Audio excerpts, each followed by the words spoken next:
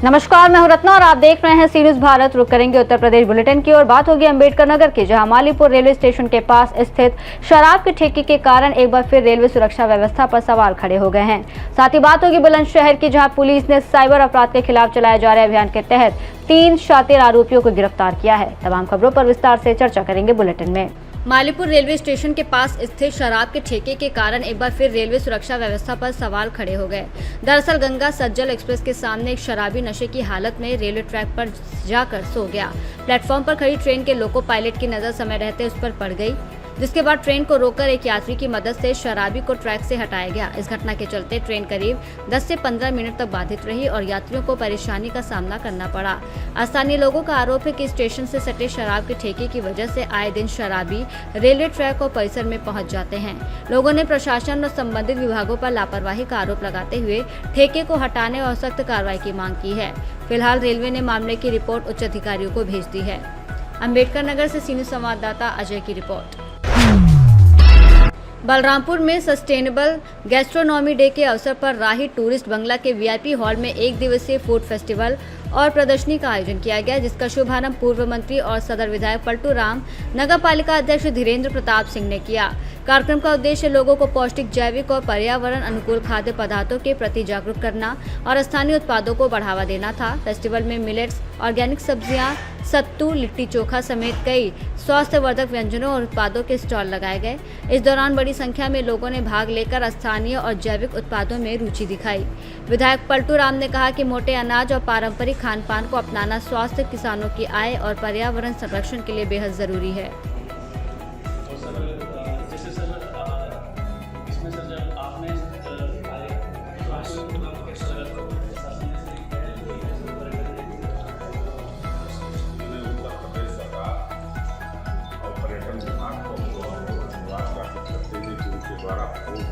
Festival आयोजित करके बहुत ही महत्वपूर्ण कदम उन्होंने उठाया है, जिसके माध्यम से हम अपने परंपरागत पुराने मोटे अनाजों को सेवन करने के लिए उनके द्वारा बनाई गई सामग्री को हम लोगों ने आज सेवन भी किया है। हमारे साथ माननीय हमारे नगर पालिका अध्यक्ष डॉक्टर धीरेन्द्र प्रताप सिंह जी मौजूद हैं। भारतीय जनता पार्टी के हमारे जिले के मीडिया प्रभारी आदरणीय डीपी सिंह जी, जिले के उपाध्यक्ष तिवारी जी और आप मैनेजर साहब स्वयं मौजूद हैं। अभी मैंने आपके सभी स्टॉलों का निरीक्षण भी किया और मोटे अनाज से निर्मित पदार्थों का हम लोगों ने सेवन भी किया है। निश्चित तौर पर हमारी सरकार लगातार इस क्षेत्र में बहुत ही महत्वपूर्ण कदम उठाने का कार्य है। बलरामपुर से सी न्यूज़ संवाददाता संदीप सक्सेना की रिपोर्ट। बुलंदशहर पुलिस ने साइबर अपराध के खिलाफ चलाए जा रहे अभियान के तहत 3 शातिर आरोपियों को गिरफ्तार किया है, जो लोगों को पैसे कमाने का लालच देकर उनके बैंक खाते खुलवाते थे और फिर banking kit, ATM card, chequebook, अन्य दस्तावेज साइबर ठगों को बेच देते थे। पुलिस जांच में सामने आया कि आरोपियों के खातों के खिलाफ देश के कई राज्यों में साइबर ठगी की शिकायतें दर्ज हैं। उनके कब्जे से 4 मोबाइल फोन और 10 सिम कार्ड बरामद किए गए हैं। पुलिस के अनुसार आरोपी एक बैंक खाते के बदले 30 से 35 हजार रुपए तक लेते थे और इन खातों के जरिए अब तक करीब 5 करोड़ रुपए के साइबर फ्रॉड का लेन देन किया गया है। फिलहाल तीनों आरोपियों को न्यायिक अभिरक्षा में भेज दिया गया है और उनके अन्य साथियों की तलाश जारी है। बुलंदशहर पुलिस द्वारा लगातार साइबर क्राइम एवं साइबर अपराधियों के विरुद्ध कार्रवाई की जा रही है। इसी के क्रम में 5 जून को थाना साइबर थाने में एचआरपी पोर्टल के माध्यम से 3 अकाउंट हमें मिले थे, जो कि मूल अकाउंट हैं। उनके खिलाफ सुसंगत धाराओं में थाना पुलिस द्वारा मुकदमा पंजीकृत किया गया। विवेचना के क्रम में आज 3 साइबर फ्रॉड गिरफ्तार किए गए हैं। इनकी मोडस ऑपरेंडी इस प्रकार से है, ये लोग विभिन्न बैंकों में अपने खाते खुलवाते हैं, अपने परिचितों के खाते खुलवाते हैं और उन खातों को बेचते हैं। और ये खाते बेचने का जो तरीका है, ये मैनुअली भी देते हैं और बाकायदा जो हमें रसीदें मिली हैं इनके आवाज़ से, ये रजिस्ट्री करते हैं उन खातों की। और ये खाते राजस्थान, पंजाब, हरियाणा, बिहार गए हैं और वहाँ से इन खातों के माध्यम से साइबर फ्रॉड हुआ है, इन खातों में आया है और इन्हीं खातों में इन लोगों के खुद के सिम लगे हुए थे, जिसकी बात की पुष्टि हो रही है कि ये पूरी तरह इन्वॉल्व हैं और ये खाते लगभग 30 से 35 हज़ार रुपये में ये एक खाता बेचते हैं। अब तक की जो जानकारी हो पाई है, इसमें लगभग हमने 6 खाते ट्रेस किए हैं, जिनके खिलाफ तकरीबन 40 एनसीआरबी पोर्टल पर शिकायतें हैं। तकरीबन 5 करोड़ से ज़्यादा साइबर ठगी हुई है और पैसे की निकासी इन लोगों ने की है साइबर फ्रॉडस्टर के साथ मिलकर।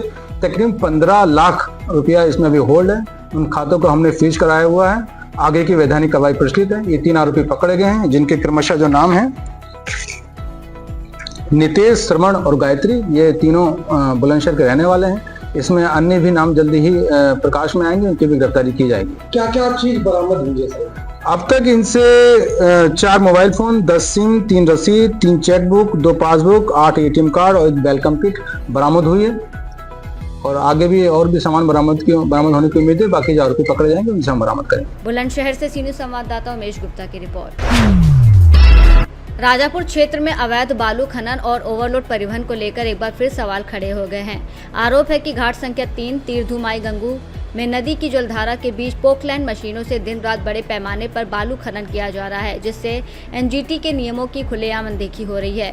ग्रामीणों का दावा है कि खनन निर्धारित सीमा से बाहर और पानी के भीतर गहराई तक किया जा रहा है, जबकि इस संबंध में कई बार उपजिलाधिकारी, खनिज विभाग और स्थानीय प्रशासन से शिकायत की जा चुकी है। इसके बावजूद कोई ठोस कार्रवाई नहीं होने से ग्रामीणों ने प्रशासन और खनन विभाग की कार्यशैली पर सवाल उठाए हैं। लोगों का आरोप है कि अवैध खनन और ओवरलोड परिवहन से सरकार को राजस्व का नुकसान हो रहा है। संबंधित अधिकारियों की भूमिका भी संदेह के घेरे में है। चित्रकूट से सीनू संवाददाता संजय उपाध्याय की रिपोर्ट। फिरोजाबाद के थाना अराव क्षेत्र में पुलिस ने बैंक ऑफ इंडिया की भारौल शाखा में बैंक में रखे गोल्ड पैकेट्स के गबन के मामले में बड़ी कार्रवाई करते हुए शाखा प्रबंधक, क्रेडिट अधिकारी सहित 3 बैंक कर्मियों को गिरफ्तार किया है। वरिष्ठ पुलिस अधीक्षक आदित्य लांघे के निर्देशन में चलाए गए अभियान के तहत पुलिस ने आरोपियों को घिरोर बाईपास तिराहा से गिरफ्तार किया। गिरफ्तार आरोपियों के कब्जे से 1 करधनी और 1 जोड़ी दस्ती पीली धातु बरामद की गई है। पुलिस के अनुसार आरोपियों पर बैंक में रखे सोने के पैकेट्स के गबन का आरोप है। मामले में मुकदमा दर्ज कर आरोपियों के खिलाफ आगे की कार्रवाई जारी है। किस तरीके की घटनाएं और क्या हुआ है? देखिए, ये थाना क्षेत्र अराव का मामला है, जिसमें एक बैंक ऑफ इंडिया की ब्रांच है। उसमें जो आगरा के जो इनका हेडक्वार्टर्स है, उनके द्वारा एक एप्लीकेशन दी गई है, जिसमें जो यहाँ के लोकल ब्रांच मैनेजर हैं और 2 स्टाफ ऑफिसर रैंक के अधिकारी हैं, उनके खिलाफ एक आरोप लगा है कि जो लोगों का जो बेसिकली जो गोल्ड लेके लोगों को जो लोन वितरित किया जाता था उस गोल्ड के अगेंस्ट, तो टोटल 96 पैकेट्स हैं जिनका गबन की इनके विरुद्ध शिकायत इन्हीं के ऑफिस द्वारा प्राप्त हुई है। तो बैंक द्वारा भी इसमें जांच की गई है और ये पिछले लगभग 1 साल से ये मामला चल रहा था। तो इसमें पुलिस को जैसे ही ये सूचना प्राप्त हुई है, तो उसी एप्लीकेशन के आधार पे 3 व्यक्तियों के खिलाफ उसमें मुकदमा पंजीकृत किया गया है।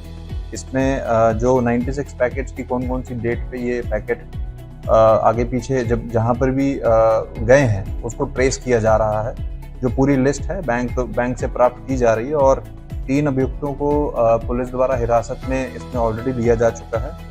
और इसमें जहाँ पर भी ये जो गोल्ड है जो गया है उसको पुलिस द्वारा ट्रेस किया जाएगा और जो भी जिन लोगों का ये गोल्ड है उनको वापस पूरा प्रयास किया जाएगा कि समय सीमा के अंतर्गत उनको ये जो पूरा जो गोल्ड है वो वापस कराया। कुछ लोगों और नाम प्रकाश में आए हैं? जी हाँ, इनसे पूछताछ में कुछ लोगों के और नाम प्रकाश में आए हैं और उसके लिए पुलिस द्वारा पूछताछ उनसे की भी जा रही है। तो जितने भी लोग इसमें इन्वॉल्व होंगे उनके विरुद्ध जरूर जो कानूनी कार्रवाई है वो पूरी की जाएगी और जैसे विवेचना में आगे प्रगति होगी। फिरोजाबाद से सीनू संवाददाता ताहिर की रिपोर्ट।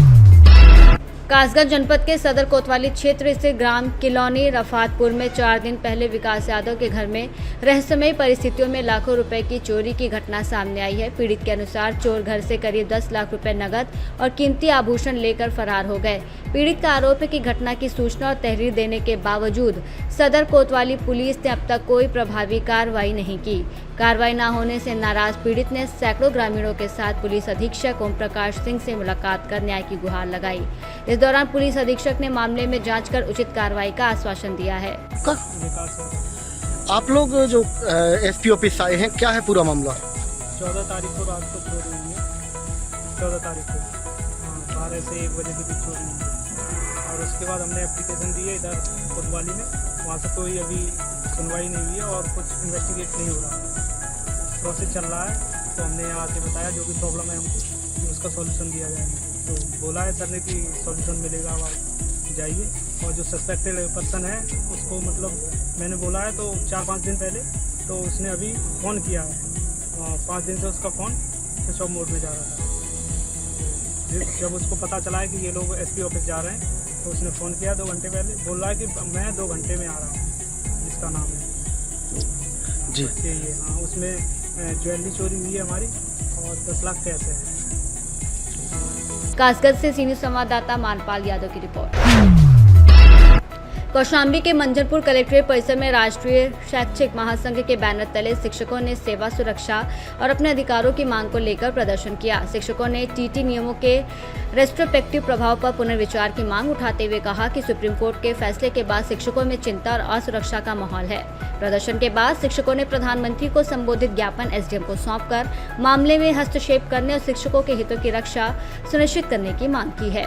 देखिए, हमारी प्रमुख मांग यह है कि जो सेवारत शिक्षक हैं उनको टेट की अनिवार्यता से मुक्त किया जाए और संसद में कानून बना करके उनको इस समस्या से उबारा जाए, क्योंकि उनकी आजीविका का प्रश्न है। जो लगातार 20 वर्षों से 25 वर्षों से अपनी सेवा दे रहे हैं, उनके पास अनुभव है, परंतु अचानक उन्हें कह दिया गया है कि उनको टेट करना अनिवार्य है। तो इस तरह से उनकी आजीविका पर संकट है, उनके जीवन पर संकट है। तो इसलिए हम माननीय प्रधानमंत्री जी से, माननीय केंद्रीय मंत्री शिक्षा मंत्री जी से और माननीय मुख्यमंत्री जी से यह अनुरोध करते हैं कि वो एक रास्ता निकालें और सबकी सेवा को सुरक्षित करें। कौशाम्बी से सीनियर संवाददाता इम्तियाज की रिपोर्ट। महाराजगंज पुलिस ने सर्विलांस सेल और CEIR पोर्टल की मदद से विशेष अभियान चलाकर गुमशुदा और चोरी हुए 105 मोबाइल फोन बरामद किए हैं, जिनकी अनुमानित कीमत करीब 31 लाख रुपए बताई जा रही है। पुलिस अधीक्षक शक्ति मोहन अवस्थी ने बरामद मोबाइल उनके वास्तविक मालिकों को सुपुर्द किए। उन्होंने बताया कि IMEI नंबर आधारित ट्रैकिंग, आधुनिक तकनीकी संसाधनों और गहन निगरानी के जरिए विभिन्न कंपनियों के स्मार्टफोन बरामद किए गए हैं। अपने खोए हुए मोबाइल वापस पाकर लोगों ने पुलिस का आभार जताया। SP ने बताया कि पिछले 3 महीनों में ये तीसरी बड़ी बरामदगी है और अब तक कुल 307 मोबाइल फोन, जिनकी अनुमानित कीमत 90 लाख रुपए है, बरामद किए जा चुके हैं। सर्विलेंस टीम के द्वारा गुम हुए 105 मोबाइल फोन्स की रिकवरी की गई है, जिनकी अनुमानित कीमत लगभग 30 लाख रुपए के आसपास है। ये मोबाइल जो खोए हुए हैं उसके क्रम में, तो ढूंढने के क्रम में ये पिछले 3 महीनों में तीसरी कार्रवाई है और अब तक पिछले 3 महीनों में लगभग 307 फोन्स की रिकवरी हुई है, जिनको हम लोगों ने उनके मालिकों को सुपुर्द किया। आज भी 105 फोन्स के जो ओरिजिनल ओनर्स हैं उनको बुलाया गया है और उनको उनके फोन्स को सुपुर्द किया गया। ये वो फोन है जिनकी फिटिंग CEIR पोर्टल में हुई और ये सार्वजनिक स्थानों पर गिर गए या खो गए। स्थान जैसे bus stand, auto stand, e rickshaw stand, शादी समारोह या ऐसे पब्लिक इवेंट्स जहां पर अक्सर लोगों के फ़ोन मिसप्लेस हो जाते हैं या खो जाते हैं। ऐसी जगहों पर फ़ोन्स की जब गुमशुदगी स्थानों पर लिखवाई जाती है, उसके बाद उसकी फिटिंग CEIR पोर्टल में की जाती है और लगातार IMEI रन कराकर सर्विलेंस के माध्यम से इनकी अलग अलग विभिन्न जनपदों से, विभिन्न राज्यों से इन फ़ोन्स को मंगाकर इनकी रिकवरी। पिछले 3 महीनों में 307 फोन इस तरह रिकवर किए गए और भविष्य में भी आपको इस तरह की कार्रवाई देखने को मिलेगी। महाराजगंज से सीनियर संवाददाता अंगद शर्मा की रिपोर्ट। शाहजहांपुर जनपद के बंडा थाना क्षेत्र स्थित रसूलपुर बुजुर्ग गांव में देर रात छप्पर में आग लगने से बड़ा नुकसान हो गया। हादसे में 2 पशुओं की जलकर मौत हो गई, जबकि एक गाय और उसका बछड़ा गंभीर रूप से झुलस गए। जानकारी के अनुसार रात करीब 10:30 पर अचानक छप्पर में आग लग गई और देखते ही देखते आग ने विकराल रूप ले लिया। उस समय वहां कई पशु बंधे हुए थे। आग लगते ही गाँव में अफरा तफरी मच गई और ग्रामीण मौके पर पहुंचकर राहत कार्य में जुट गए। ग्रामीणों ने प्रयास कर एक गाय और उसके बछड़े को बाहर निकाल लिया, लेकिन एक भैंस और उसका पाड़ा आग की चपेट में आने से बच नहीं सके। स्थानीय लोगों के अनुसार घटना में पशुपालक को भारी आर्थिक नुकसान हुआ है। आग लगने के कारणों का अभी पता नहीं चल पाया है। ग्रामीणों ने प्रशासन से पीड़ित परिवार को आर्थिक सहायता देने की मांग की है। शाहजहांपुर से सीनियर संवाददाता रवि की रिपोर्ट। उत्तर प्रदेश बुलेटिन में फिलहाल इतना ही। देश और दुनिया की तमाम बड़ी खबरों के लिए देखते रहिए सी न्यूज़ भारत।